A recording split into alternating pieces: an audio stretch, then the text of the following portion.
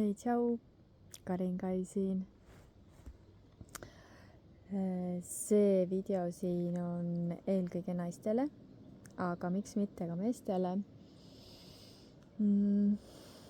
Ja selle impulss, et üldse sulle seda rääkida ja seda teha, see oli minu sees juba tükk aega. Ja see video on seotud erinevate kirjutiste või postitustega.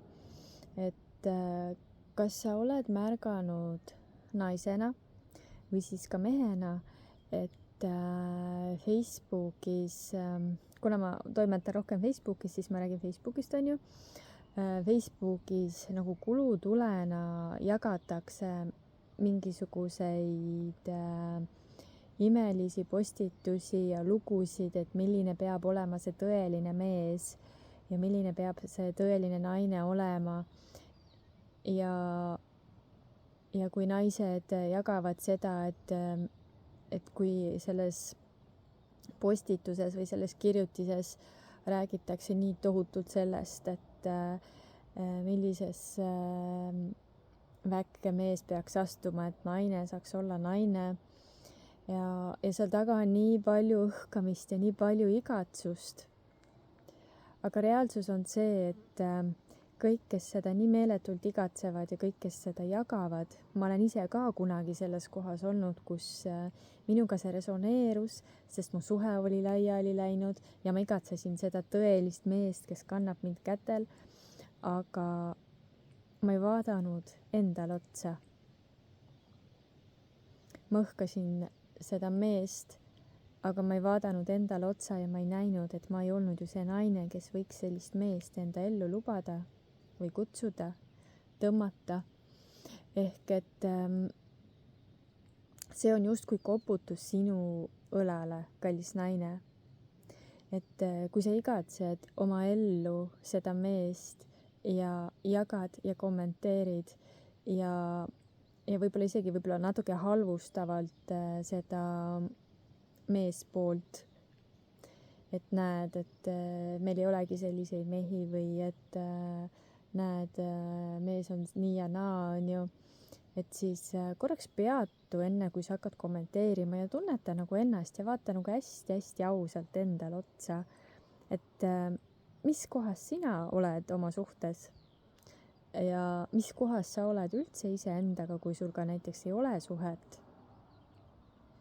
Sest et üha rohkem tuleb nähtavaks see, et väga paljud naised, nad küll figureerivad naisena, aga nad elavad ainult meesenergia pealt.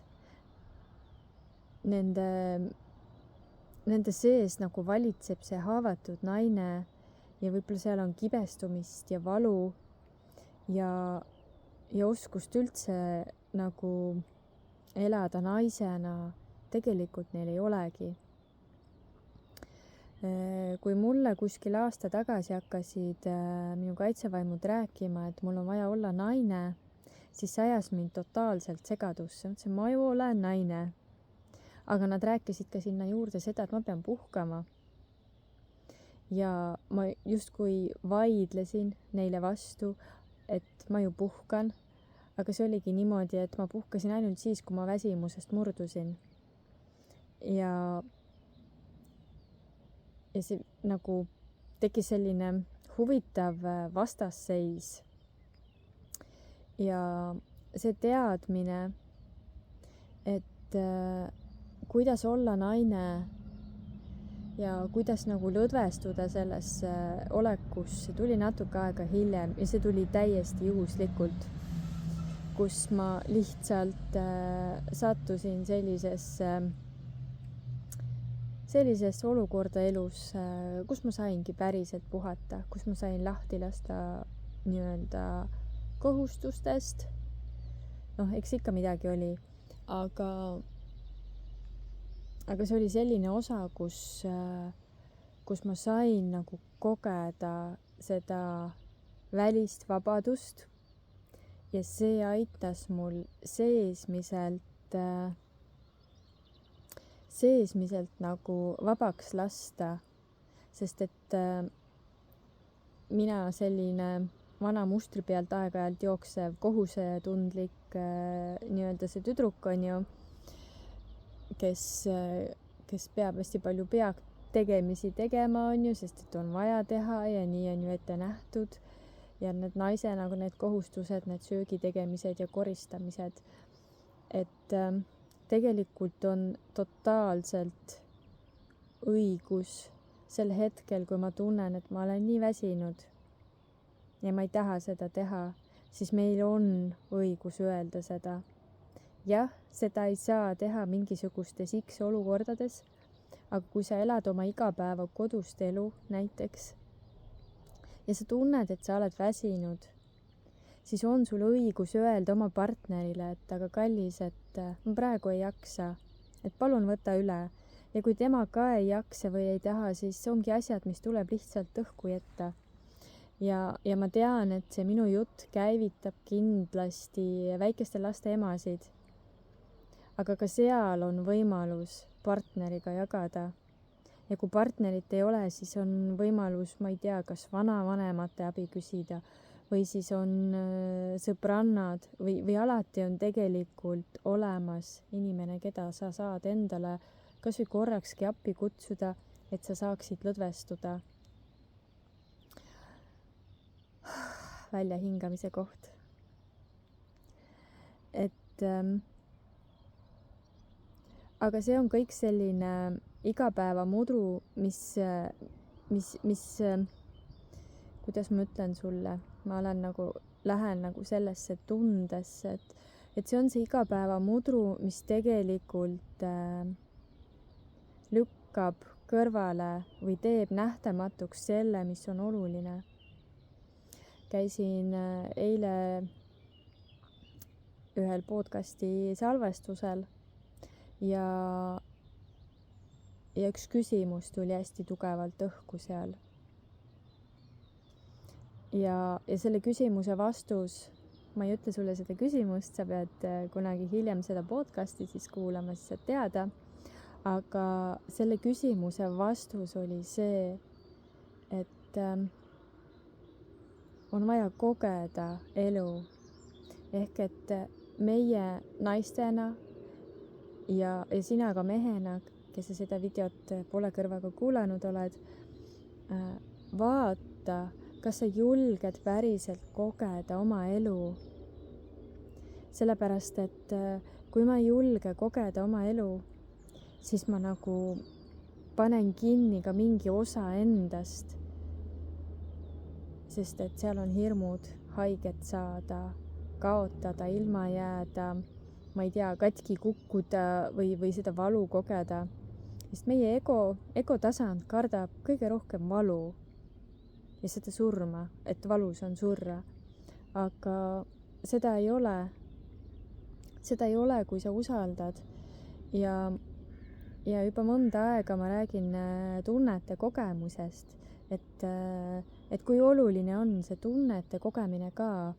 Ja kui sa koged elu igal tasandil, igat situatsiooni, mida sul on vaja kogeda, sa võtad selle vastu, et sa ei põgene selle eest ära, vaid et sa aktsepteerid seda, praegu on nii. Vaatad, mis sellega sul üles tuleb, tegeled sellega, siis see on hindamatu väärtusega. Ja see aitab sul saada veel tugevamini ühendust sinu enda olekuga. Ja mis siis juhtub, kui naine on päriselt ühenduses enda olekuga ja ta teab, mida ta tahab, kui ta soovib seda kuningat oma ellu, siis ta tõmbabki selle ühel hetkel enda ellu.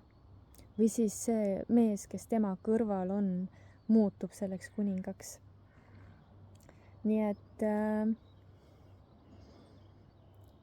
kui sa loed neid postitusi ja kui sa õhkad sisemiselt, et sa igatsed selle järgi, siis alusta endast. Et mis kohas asud sina, kes oled sina, kuidas sina maailma näed, kas sa julged päriselt elada ja kogeda. ja kui seal ei ole jaa vastust, siis vaata nendele ei vastustele peale ja võta midagi ette. Sest et lihtsalt kurtes ja hädaldades ei muutu siin mitte midagi. Ja kõik saab alati alguse endast. Ja ma räägin sulle hästi üldistavalt praegu, sest alati on mingisuguseid erinevaid vaatenurki veel, erinevaid olukordi, kus sa ei saa nagu lõdvestuda, aga sellest olukorrast on võimalik välja tulla ja siis sa saad ju lõdvestuda. Sest et kui naine valib jääda mehe kõrvale, kes on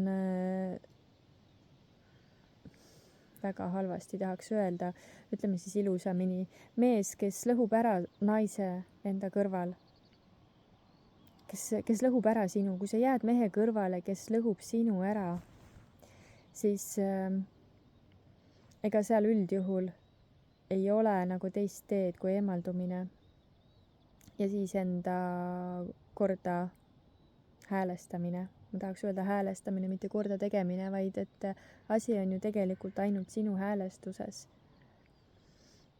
Sinu sagedus, sinu vibratsioon. Ja sama kehtib ka mehele, et kui sa elad naise kõrval, kes nii tugevalt lõhub sind ja sa näed, et sealt ei ole tagasiteed, ükskõik mis te proovinud ka ei oleks, et seal ei toimu mitte midagi, siis ka sinul on aeg sealt lihtsalt välja astuda ja mitte kannatada ja olla ohver, et näe, sul on kodus selline naine. Et neid dünaamikaid on nagu nii palju ja nendest võib väga pikalt rääkida, aga lihtsalt selle video eesmärk on see, kui sa igatsed midagi, mida sul ei ole seoses sinu suhtes mehega või naisega, siis alusta endast. Olen seda omal käel kogenud, et endast tuleb alustada. Sest et ma tahaks sulle saladuskatte all öelda, et eelkõige naises on nii võimas vägi muuta maailma alustades endast. Nende intuitsioon ja see emalik hoolimine ja nende kontakt maaga, maaemaga ja nende selline ühendus kanalina taevase isaga, enda allikaga, on tihtipeale palju sügavam ja suurem kui meestel. Ja naises peabki olema see pehmus ja see loovus, sest nende hoida on pere. Ja mehes peabki olema see tugevas ja see kindlus, et kaitsta ära see pere, luua see turvaline paik. Ja kui sa märkad, et sinus endas või sinu suhtes see dünaamika ei toimi, siis vaata korraks endale otsa ja saa aru, et kas see töötab sulle. Väga paljudes suhetes, kus naine on jõulisem pool, võib see isegi töötada, sest mees on siis pehmem pool ja justkui nagu kõik toimibki. Aga olen märganud seda, et ühel hetkel see jõuline naine väsib ja tahab, et see pehmem, õrnem mees võtaks üle, siis seda ei juhtu. Nii et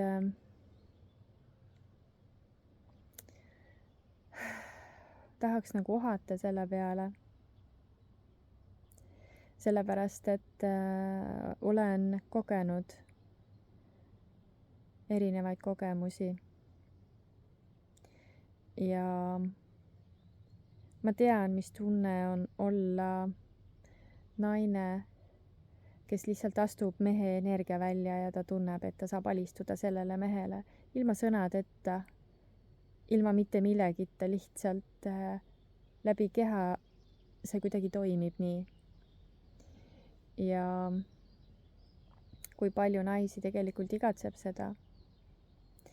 Ja kui sinus ei ole seda kohta, mis lubaks tegelikult alistuda ka sellele mehele, kes sul kodus on, või võtta see roll, et sina valitsed kodus peremehena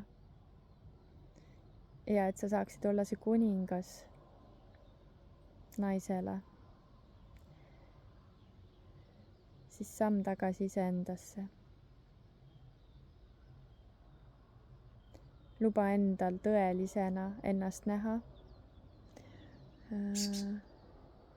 Luba teadlikuks saada endal iseendast. Sest et väga tihti me tegelikult ei märka üldse ennast, vaid jookseme autopiloodi peal.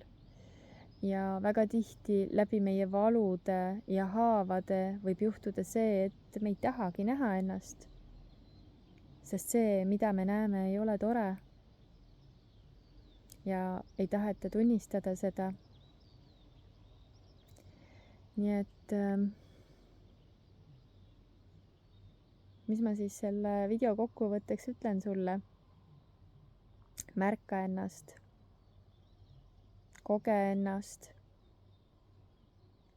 Julge kogeda enda tundeid enda sees. Julge kogeda enda emotsioone. Ja julge kogeda päriselt oma elu.